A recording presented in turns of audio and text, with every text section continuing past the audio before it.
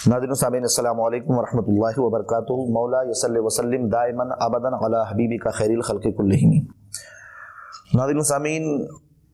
ایک مسئلہ جس میں ہماری قوم آج زیادہ تر ملوث ہے اور جس کو کرنے کے بعد پچھتاوا کرتی ہے، سوال یہ کہ غصے کی حالت میں طلاق واقع ہوگی کہ نہیں۔ پہلے تو یہ سوال اتنا احمقانہ اور بے وقوفانہ ہے کہ اس کو سن کر کے ہنسی آتی ہے۔ طلاق کوئی بھی دیتا ہے تو کسی کو بڑی محبت سے نہیں دیتا، اس کے سر پہ ہاتھ پھیر کر کے کہ آپ بہت اچھی ہیں، چاند سے زیادہ پیاری ہیں اور آپ کو میں طلاق دیتا ہوں۔ طلاق جب بھی ہوتی ہے جب دونوں میں انبن ہوتی ہے، تبھی غصے میں شیطان حاوی ہوتا ہے اور انسان اس وقت ان جملوں کو اپنی زبان پر لاتا ہے جس کی وجہ سے دونوں کا وہ جو شریک حیات کا رشتہ ہوتا ہے وہ ختم ہو جاتا ہے، وہ دونوں ایک دوسرے کے لیے اجنبی ہو جاتے ہیں اور غیر محرم ہو جاتے ہیں۔ ناظرین کرام، اکثر ایسا ہوتا ہے کہ آج کے دور میں اب تو نوجوان نہیں بلکہ زیادہ سے زیادہ عمر کے لوگ بھی ایسا کر دیتے ہیں، وہ ان کی جہالت ہے، لا علمی ہے۔ کوئی بات ہوئی ذرا سی اور اس نے غصے میں آیا، غصے میں آنے کے بعد میں اس نے جو جملے اس کی زبان پر آئے اس نے کہہ دیا کہ میں نے تجھے طلاق دی، اور جب کہتا ہے تو اس طرح سے کہتا ہے کہ جس طرح پوری میگزین میں بلیٹ ہوتی ہیں اور پورے ٹائگر دابا اور جتنی تھی سب کی سب نکال دی۔ اب اس کے بعد پھر سوچتے ہیں کہ ہم نے یہ کیا کر دیا۔ اب پہنچیں گے کسی عالم کے پاس، کسی مفتی کے پاس، کسی فقیہ کے پاس، اور پہنچنے کے بعد کہیں گے کہ حضرت میں غصے کی حالت میں تھا، مجھے کچھ پتہ ہی نہیں تھا۔ بھائی پتہ نہیں تھا تو نے کسی گندی چیز کو کھا کیوں نہیں لیا؟ اس لیے فقہا فرماتے ہیں کہ حالت غصے میں ہو یا حالت نشہ میں، اگر کسی نے شراب پی ہے اور شراب کی حالت میں وہ اس قدر اپنے اوسان خطا کر چکا ہے کہ وہ کھڑا ہو کر چل بھی نہیں پاتا، لیکن اس حالت میں بھی اگر اس نے طلاق دی ہے تو فقہاء کرام کا یہ مسئلہ ہے کہ اس کی طلاق واقع ہو جائے گی۔ غصے کی حالت میں دی جانے والی طلاق ہر طریقے سے واقع ہوتی ہے، اس میں کوئی بھی کام، اگر اس نے 3 طلاق دی ہے تو طلاق مغلظہ، اگر 1 مرتبہ کہا ہے تو پھر وہی طلاق رجعی ہے، اگر وہ اس دور میں نہیں ملتا جو اس کے میعاد ہے تو پھر وہ طلاق بائنہ ہو جاتی ہے۔ بہرحال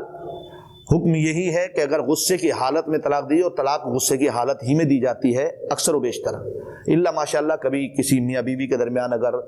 کوئی تعلق نہیں بن پا رہا ہے یا ان کے مزاج نہیں مل پا رہے ہیں، تب آدمی یہ کہتا ہے کہ بھئی یہ گھر بنے گا نہیں، اب اس کو آسانی کے ساتھ بغیر کسی جنگ و جدال کے الگ کر دیا جائے تو بہتر ہے۔ تو یہ تو میں سمجھتا ہوں 1,000 معاملات میں کوئی ایک مسئلہ آتا ہوگا، لیکن اکثر و بیشتر ایسا ہی ہوتا ہے۔ ابھی میں بتاتا ہوں، ابھی چند دن پہلے رمضان سے 2-4 دن پہلے کی بات، ایک مسئلہ، ایک لڑکا آیا اپنی والدہ کے ساتھ اور آ کر کہنے لگا کہ ایسا سا معاملہ تھا، میرے منہ سے یہ بات نکل گئی اور میں بالکل ہوش میں نہیں تھا۔ تو میں نے کہا آپ نے پھر نجاست کیوں نہیں کھا لی جب آپ کو اتنا ہوش نہیں تھا کہ آپ کیا کہہ رہے ہیں؟ بولے کہ نہیں، میری بیوی مجھے مار رہی تھی اور میں پٹتے پٹتے غصے میں آیا اور میں نے یہ کہہ دیا۔ تو میں نے کہا پھر تو لعنت آپ کی زندگی پر ہے کہ آپ بیوی سے پٹیں اور پھر اس کو اپنے گھر میں لانے کی دوبارہ سے آپ کو بے عزتی سے اگر زندگی گزارنے کی خواہش ہی اگر آپ کی ایسی ہے تو پھر آپ کے کسی طور پر جینے کا کوئی معاملہ بھی نہیں ہے۔ آپ کو چاہیے کہ آپ اگر جب اس طرح کا معاملہ ہے کہ آپ کی بیوی آپ کو مارتی ہے تو آپ بیٹھ کر کے اس مسئلے کو گھر میں نپٹائیں، اگر نہیں ہو پا رہا ہے۔ بولے نہیں، یہ معاملہ تو ہمارا ہر دوسرے تیسرے دن کا ہوتا ہے۔ تو میں نے کہا پھر اس میں کیا ہوگا؟ بولے میں نے طلاق دے دی ہے۔ تو میں نے کہا طلاق دے دی تو اب جانے دیجیے، لیکن لالچ دیکھیں۔ کہنے لگا میں غریب ہوں اور میری بیوی مالدار گھر کی ہے، اگر وہ چلی گئی تو میرا تو سب کچھ لٹ جائے گا۔ ماء اللہ رب العالمین، تو دولت کے لالچ میں آ کر اپنی عزت کو سرے بازار نیلام کر رہا ہے۔ اس لیے رزاق اللہ تبارک و تعالی ہے، مسبب الاسباب اللہ تبارک و تعالی ہے، وہی سارے سبب پیدا فرماتا ہے۔ اگر تم نے لالچ میں یہ رکھا ہے تو پھر تجھ کو اس کا غلام بن کر زندگی گزارنا تھی تو پھر زبان سے ایسا نہیں کہنا چاہیے تھا۔ کہنے لگے کوئی مسئلہ نکالیے۔ میں نے کہا مسئلہ کچھ نہیں، شریعت کا جو حکم ہے الحمدللہ اہل سنت والجماعت وہی مسئلہ بتاتے ہیں جو سرکار علیہ الصلاۃ والسلام اور آپ کے تمام خلفاء اور تمام ہمارے اسلاف کرام نے جو دیا۔ مسئلہ یہی ہے کہ طلاق ہو چکی، اگر آپ نے 3 مرتبہ کہا، بولے ہاں میں نے کہا تو تھا، تو عزیزان محترم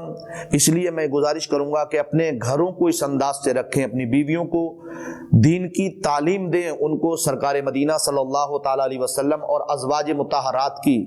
سیرت کے بارے میں بتائیں، سیدہ فاطمہ الزہرا رضی اللہ تعالی عنہا کی سیرت کے بارے میں بتائیں کہ شوہر کے ساتھ بیوی کے معاملات کیسے ہونا چاہیے۔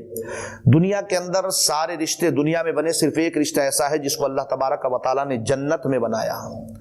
اور وہ جو جنتی رشتہ ہے وہ میاں بیوی کا رشتہ کہ حضرت آدم علی نبینا علیہ الصلوۃ والتسلیم اور حضرت اما حوا رضی اللہ تعالی عنہا کا نکاح اللہ تبارک و تعالی نے جنت میں فرمایا۔